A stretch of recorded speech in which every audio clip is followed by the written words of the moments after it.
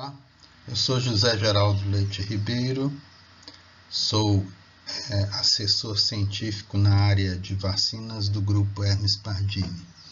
A intenção desta apresentação é fazer uma breve atualização de mudanças ocorridas em imunização em 2020. É claro que esse é um assunto muito dinâmico, né? E a gente precisa constantemente atualizar. Além da minha assessoria ao Grupo Hermes Pardini, eu tenho uma firma de assessoria e treinamento, né, que faz assessoria também a outras empresas, né? Então, aí estão declarados meus conflitos de interesse, para que vocês avaliem sempre criticamente nossas posições. Bom, a primeira mudança que vamos comentar aqui, muito importante no calendário do Programa Nacional de Imunizações, é a expansão da recomendação de vacina febre amarela para todo o país. Então, o Brasil não é mais dividido em regiões que fazem e não fazem vacina febre amarela. A vacina está recomendada para todo o território nacional. Outra mudança importante foi a reintrodução da segunda dose de vacina febre amarela aos 4 anos, né? Claro que isso vai mexer um pouco com toda a rotina de vacinação, como nós vamos ver a seguir. Então, o esquema de vacinação de rotina no Brasil passa a ser uma dose de vacina febre amarela aos 9 meses, uma segunda dose de vacina aos 4 anos de idade. Já para aqueles com mais de 5 anos de idade nunca vacinados, a rotina continua sendo dose única, né? Então, são 2 doses, 9 meses e 4 anos. Se o paciente se apresenta a partir de 5 anos de idade, então a vacina passa a ser dose única. Mas tem um detalhe nessa recomendação. Se uma pessoa acima de 5 anos vem para a sala de vacina e ela só fez uma dose de vacina febre amarela antes dos 5 anos, ela recebe então uma segunda dose. Então, acima de 5 anos de idade, você fará uma dose se a pessoa nunca foi vacinada ou se ela fez uma dose só e essa dose foi abaixo de 5 anos de idade. Isso vale para adultos, para todos. Então, é considerado vacinado aquele que fez 2 doses antes dos 5 anos ou uma dose depois de 5 anos de idade.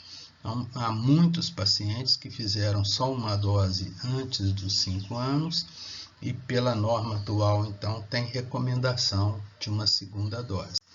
Essas mudanças foram frutos de vários artigos publicados, mas eu acredito que este, com nossa participação, teve um impacto muito grande na Organização Mundial de Saúde, no PNI, porque foi um artigo voltado para a vacinação em crianças, mostrando a soroconversão menor na criança abaixo de 1 ano de idade e a duração menor da proteção, inclusive avaliada por imunidade celular, não só por anticorpo. Então, a partir da publicação deste artigo, houve um convencimento final do Programa Nacional de Vacinação, de Imunização, da necessidade da aplicação de uma segunda dose.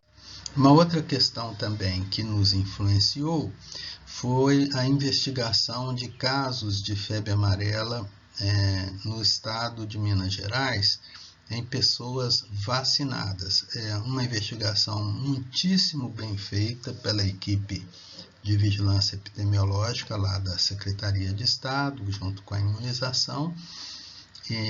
que comprovou por PCR a ocorrência de febre amarela em pessoas que comprovadamente haviam sido vacinadas. Isso é natural, toda vacina tem suas falhas vacinais. Mas quando nós avaliamos essas falhas vacinais, nós percebemos que elas ocorreram principalmente em crianças e adolescentes. Ao contrário da doença propriamente dita, que atingiu mais a população adulta. É claro que isso pode ter um viés importante de memória, né? É mais difícil você certificar a vacinação prévia de um adulto do que de uma criança. Mas, de qualquer forma, essas investigações mostraram as falhas vacinais em crianças vacinadas em dose única, também em adolescentes e adultos jovens, talvez reforçando a necessidade de uma segunda dose para aqueles vacinados antes dos 5 anos de idade. Bom, uma outra mudança no Programa Nacional de Imunizações foi a extensão da faixa etária da vacina tríplice viral. Até o momento, trabalhávamos com a necessidade de 2 doses de tríplice viral abaixo de 29 anos de idade e uma dose de tríplice viral entre 29 e 49 anos de idade. Agora, essa idade foi estendida para os 59 anos de idade. Então, a vacina tríplice viral passa a ser de rotina no calendário do PNI abaixo de 60 anos, sendo 2 doses abaixo de 29 e uma dose entre 29 e 59 anos. Continua a recomendação de que todo profissional de saúde, independente da idade, deve ter 2 doses de vacina tríplice viral registradas, comprovadas. Isso é muito importante no momento que o vírus está circulando. Continua até o momento, até abril de 2020, a recomendação de uma dose extra da vacina tríplice viral entre os 6 e 11 meses de idade. Essa vacina não vai contar naquelas 2 doses obrigatórias após 1 ano de idade. É uma dose extra porque nós estávamos tendo um número muito grande de sarampo entre 6 e 12 meses de idade antes que a criança havia sido vacinada. Há explicações possíveis para isso e 2 linhas de avaliação ainda não completamente elucidadas são muito importantes.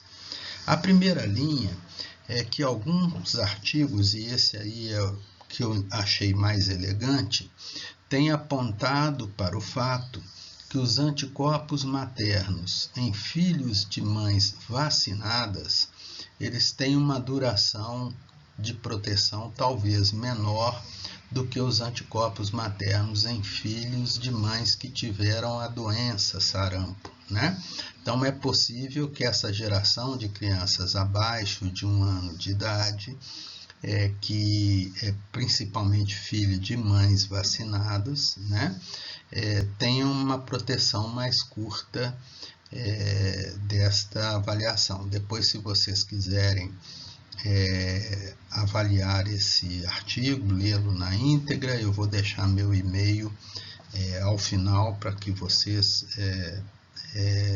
solicitem.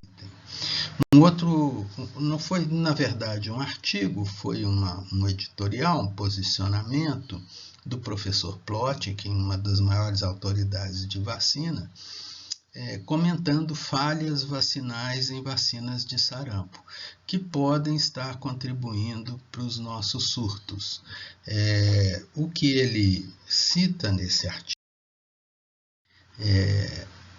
é que um percentual dos casos de alguns surtos de sarampo investigados no exterior, que ocorreram principalmente em profissionais de saúde, mas em pacientes também, ocorreram em pessoas que tinham 2 doses de vacina de sarampo.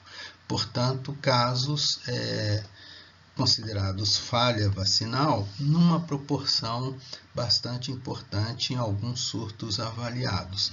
Nós tivemos também aqui no Brasil um posicionamento da vigilância epidemiológica do município de Curitiba e também do Paraná, mostrando naquele estado também uma ocorrência importante de casos notificados em pessoas com registro de 2 doses de vacina no passado.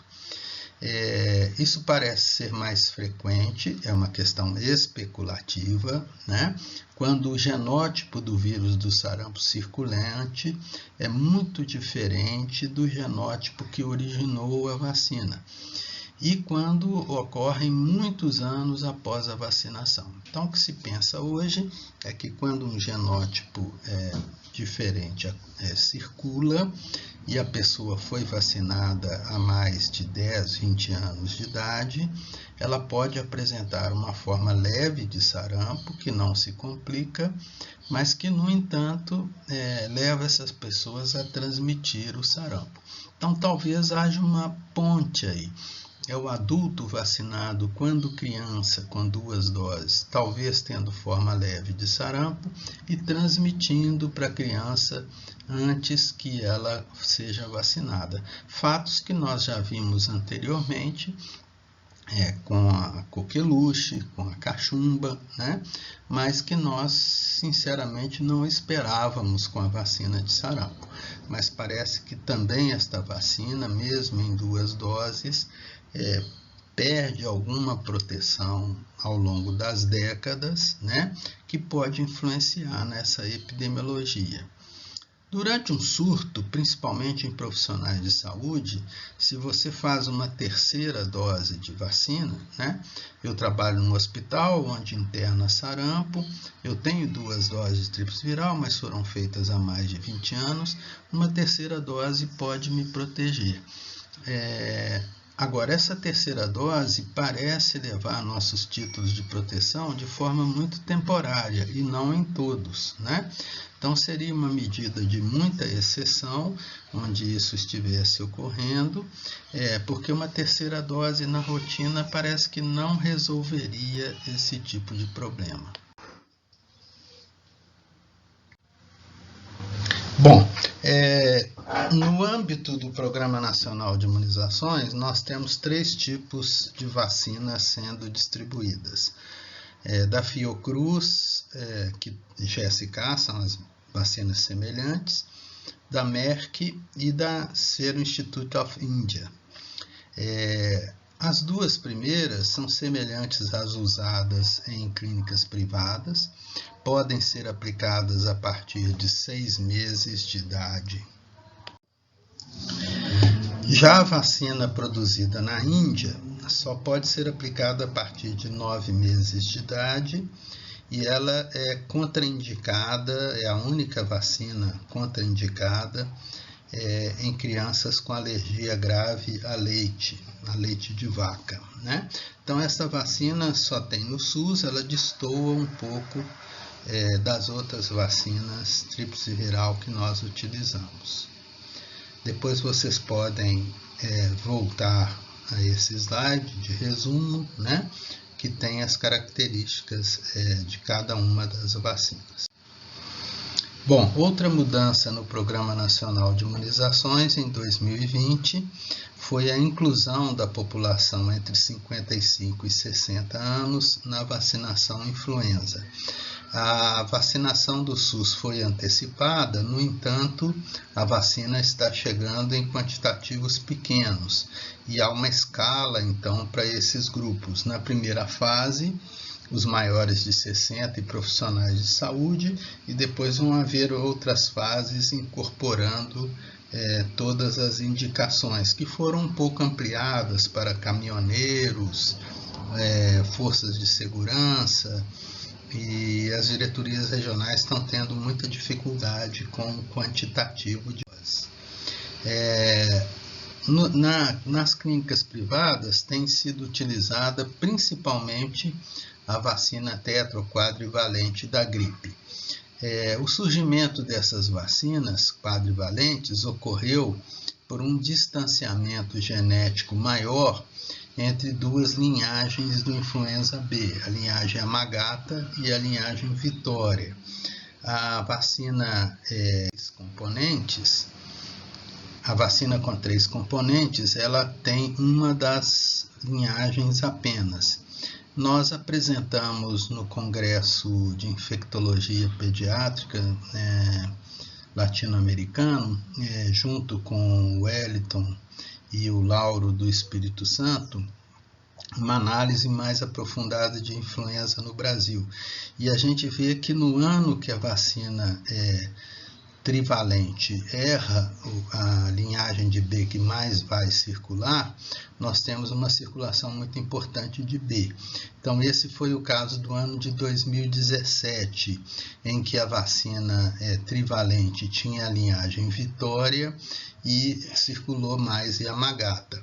O resultado, como vocês estão vendo, é uma participação muito importante, beirando 30%, do B na síndrome respiratória aguda grave e nos óbitos por influenza. Geralmente, esse percentual é muito mais baixo quando há uma coincidência entre uma e outra. Infelizmente, nós só ficamos sabendo isso retrospectivamente. Então, no início do ano, é praticamente impossível saber se a vacina trivalente vai acertar ou não a linhagem de B que mais vai circular. Tem sido muito difícil essa previsão, daí a Organização Mundial de Saúde hoje incorporar nas suas recomendações uma vacina tetravalente, e aí nós temos as duas linhagens do B, a Vitória e a Yamagata, e uma vacina trivalente que tenta acertar o B que vai circular. Então, agora em 2020, a vacina trivalente escolheu a linhagem Vitória. Tomara que haja acerto, né? Em relação ao ano passado, eu projeto aí a vacina do ano passado, houve uma mudança nos 3 componentes da vacina trivalente. Tanto no H1N1 é diferente, o H3N2 é diferente e o B escolhido também é diferente, apesar de manter a linhagem Vitória. Então, é cada vez mais importante que se vacine anualmente, né?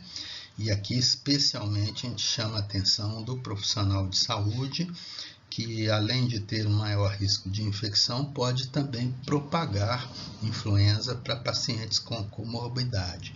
Então, é muito importante que eles sejam vacinados, idealmente com a vacina tetravalente, mas não sendo possível com a vacina trivalente, que tem um impacto muito bom também.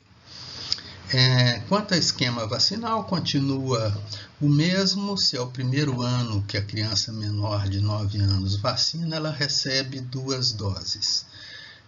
O que varia um pouco é a quantidade em ml. Então, a vacina GSK, por exemplo, você aplica o mesmo quantitativo de adulto abaixo de 3 anos. As outras vacinas, Sanofi, por exemplo, você tem dose pediátrica e dose para maior de 3 anos. Há uma divergência aqui quanto àquela criança que deveria ter feito 2 doses o ano passado, por ser o primeiro ano de vacinação dela, e aquela criança que então fez uma dose só, deveria ter feito 2, quando chega nesse ano, o PNI recomenda fazer uma dose apenas, e a Academia Americana de Pediatria, a SBIM, acham mais seguro fazer 2 doses esse ano, se no primeiro ano de vacinação essas 2 doses não foram feitas. Na verdade, a gente não tem muita evidência para apoiar uma posição ou outra, né? Isso é muito baseado em opinião de especialista, em interpretações teóricas, né? Então, há essa pequena divergência de recomendação. As vacinas quadrivalente 2020 são principalmente desses 3 produtores. A vacina da Abbott, que só é licenciada acima de 3 anos, por carência de estudos abaixo dessa idade. a vacina GSK e Sanofi Pasteur, que podem ser feitas a partir de 6 meses de idade. Como eu disse, a vacina GSK é a mesma dose, independente da idade, o mesmo volume, né? E a vacina Sanofi, ela tem uma apresentação pediátrica e uma apresentação adulto, na verdade, metade da quantidade abaixo de 3 anos e a quantidade do adulto a partir dos 3 anos de idade. Sempre que se fala em influenza, é muito importante também lembrar do pneumococo. Muitas vezes o pneumococo vai ser o desencadeador do óbito naquele paciente que teve influenza.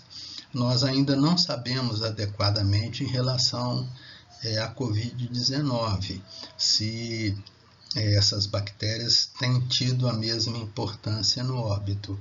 Na última epidemia de H1N1 Califórnia, se pensou que o vírus estava matando diretamente, mas depois que começaram a surgir necrópsias com histoquímica, se identificou um papel importante do Streptococcus pneumoniae. Então, independente da questão da Covid, né, para a influenza, costuma ocorrer essa sequência. A influenza prejudica a nossa resposta ao pneumococo e, às vezes, o pneumococo é aquele que vai fazer o processo de óbito. Em relação às vacinas pneumocócicas conjugadas, continuamos com 2 vacinas sendo utilizadas, a Pneumo 10 conjugada sendo utilizada no Programa Nacional de Imunizações de rotina e ela só pode ser feita em menores de 5 anos de idade. E a pneumocócica conjugada 13, que é usada nas clínicas privadas, ela é aprovada em todas as idades, não quer dizer que seja indicada em todas as idades, nós vamos ver.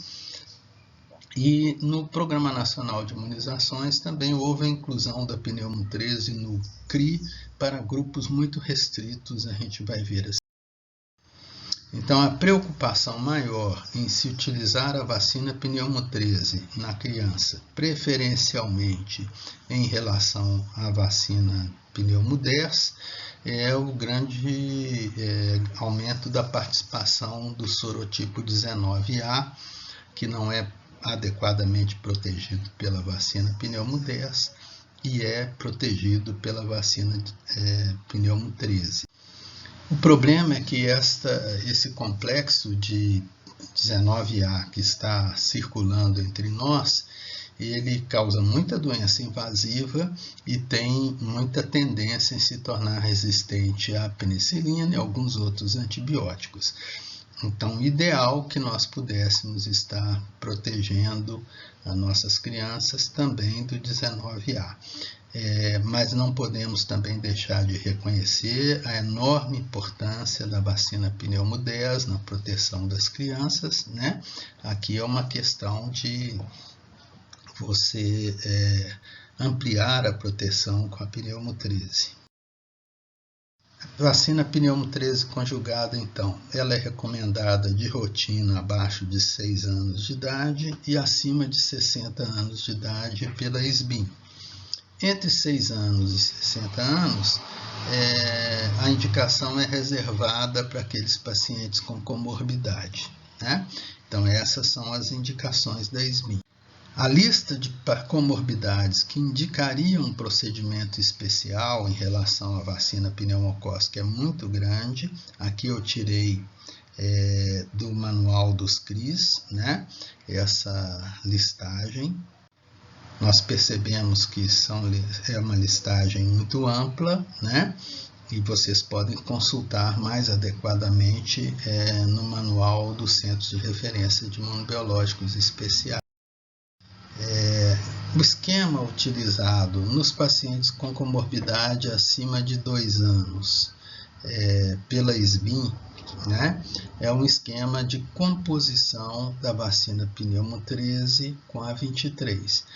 Então, aquele nunca vacinado com Pneumo 13, né, que seja um adolescente, um adulto, ele deve receber esta vacina e cerca de 2 meses depois receber a Pneumo 23. Essa vacina tem recomendações diversas, entre 2 e 12 meses no mundo, né? Mas para o paciente com comorbidade, na minha opinião, um intervalo de 2 meses é o mais adequado para que você tenha logo a proteção. E 5 anos depois da pneumo 23, você faz uma segunda pneumo 23. Na prática, muitos pacientes já fizeram pneumo 23, desculpa. E aí, o intervalo de 12 meses é muito importante, porque se você faz um intervalo menor, pode haver comprometimento da vacina pneumo 13.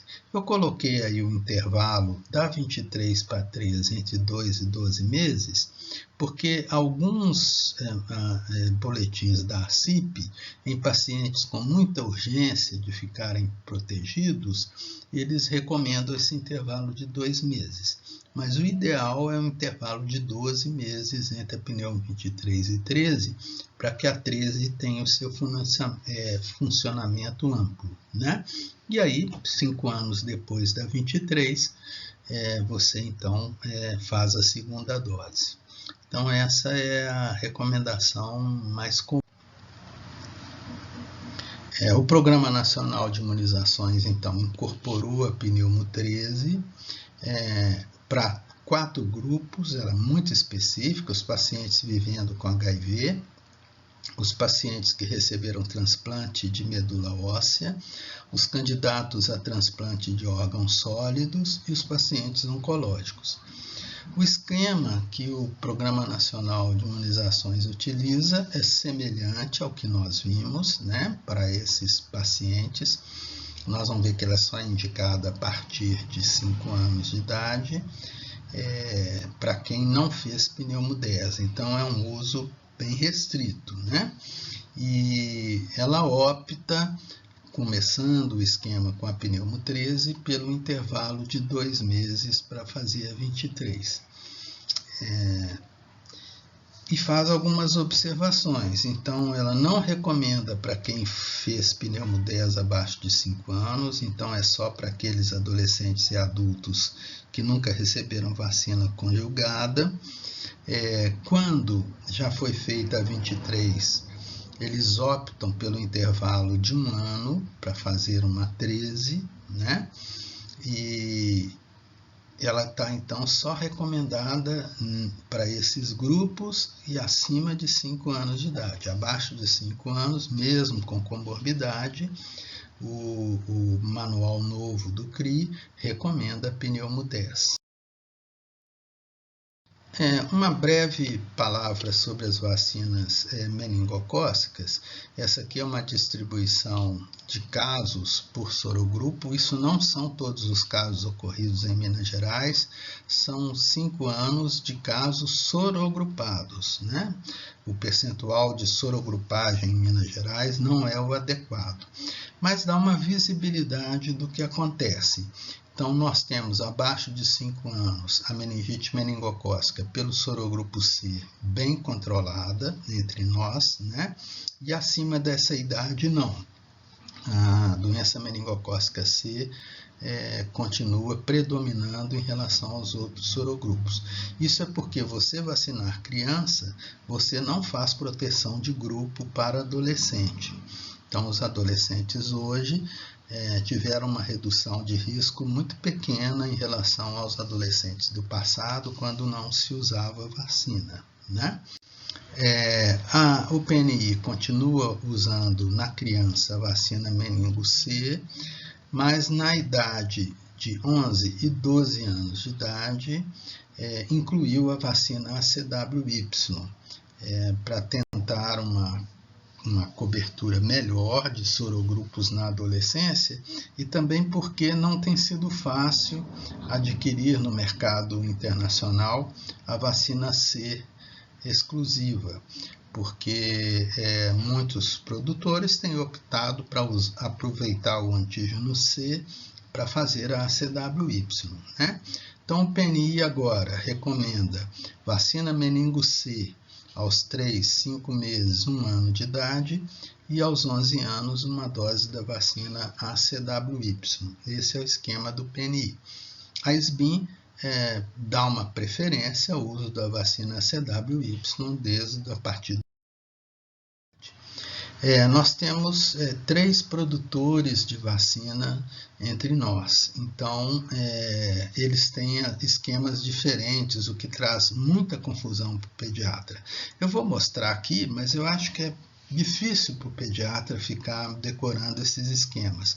Eu acho que ele tem que ter serviços de vacinação que ele confie, né, para que isso seja feito.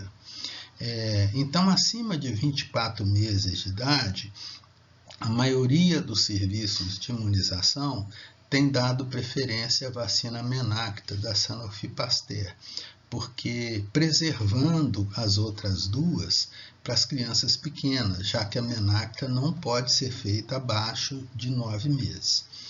Bom, o ideal é você iniciar o esquema com uma vacina e continuar com a mesma. No entanto, isso não tem sido muito possível. Cada hora é uma marca de vacina que falta e, nesse caso, a recomendação da SBIM é de preferencial pelo intercâmbio da vacina, né? Os serviços procuram respeitar a prescrição médica, mas eu acho que é aconselhável que o médico faça como uma prescrição de genérico, ele coloque lá vacina CWY e entre parênteses talvez a marca que ele prefere, porque se ele prescrever só a marca, pode ser que a sala de vacina fique em dificuldade. Por exemplo, ele prescreve a Menvel e chega lá na sala de vacina, só tem Nimerix. E aí são vacinas semelhantes, o paciente acaba ficando sem vacina nenhuma. Então, tudo bem o médico talvez ter uma marca de preferência, mas eu acho que ele deve facilitar a sala de vacina a usar a vacina que estiver disponível no momento. A criança começa a sua vacinação no primeiro semestre de vida, a Menvel e a Nimerix têm esquemas semelhantes. 2 doses, intervalo de 2 meses, um reforço com 1 ano. Já a Menacta da Sanofi Pasteur só pode ser aplicada acima de 9 meses. Então, numa falta das outras duas, ela poderia ser utilizada, por exemplo, para o reforço. Iniciado entre 6 e 12 meses, aí os esquemas são diferentes. A Menvel é recomendado 1 dose e um reforço depois de 1 ano. A Nimerix, 2 doses, um reforço depois de 1 ano. Também a Menacta é feita em 2 doses, só que só pode começar aos 9 meses. Então, faz 9 meses em 1 ano. Então, dependendo da vacina que for iniciada, entre 6 e 12 meses, lembra que é iniciando entre 6 e 12 meses, o esquema muda. Iniciando entre 12 e 24 meses, tem esquemas diferentes. Aí a Nimerix é feita em dose única e a Menvel e a Menacta em 2 doses. O intervalo mínimo entre Menvel e Nimerix pode ser de 1 mês, o ideal são 2 meses, e na Menacta o ideal são 3 meses de intervalo. Quando começa depois de 2 anos de idade, todas são dose única, mas lembrar que a Sociedade Brasileira de Pediatria, a SBIM, independente da vacina, do esquema, recomenda um reforço aos 5 e aos 11 anos de idade. Quando inicia o adolescente de 11 anos, nunca fez vacina CWY nenhuma, aí o esquema recomendado é 1 dose com um reforço 5 anos atrás. E acima de 20 anos são usadas em dose única. Vejam bem, como eu disse, acho muito difícil para o pediatra clínico ficar dominando isso, né? Então, acredito que seja importante ter seus serviços de confiança, em que ele sabe que vai ser utilizado o esquema com o menor número de doses possível, mais econômico para o paciente, mas que também não vai deixar de vacinar o paciente pela falta eventual de uma vacina ou outra, fazendo esquemas adequados. Então, ou o pediatra conhece esses esquemas para controlar o seu paciente, ou ele tem que ter serviços, restringir um pouco mais o encaminhamento aos serviços, né, que ele tenha contato, que ele tenha confiança. Isso na minha opinião. Bom, eu deixo aí meu e-mail, josegeraldoribeiro@grupopardini.com.br, para dúvidas de vocês, sugestões, pedido de material, nós estamos à disposição. Em nome do Grupo Hermes Pardini, nós agradecemos muito aqueles que são nossos prescritores pela confiança, né? Aí nesta foto está a nossa equipe de coordenação do nosso serviço de imunização. São 2 enfermeiros especializados em vacina, o Adalto e a Paulinha, e uma administrativa que controla, a Geisiane, que controla nossos estoques e faz esse trabalho importantíssimo para nós de apoio de base, né? Então nós agradecemos muito aqueles que têm sido nossos prescritores. Um grande abraço e saúde para todos.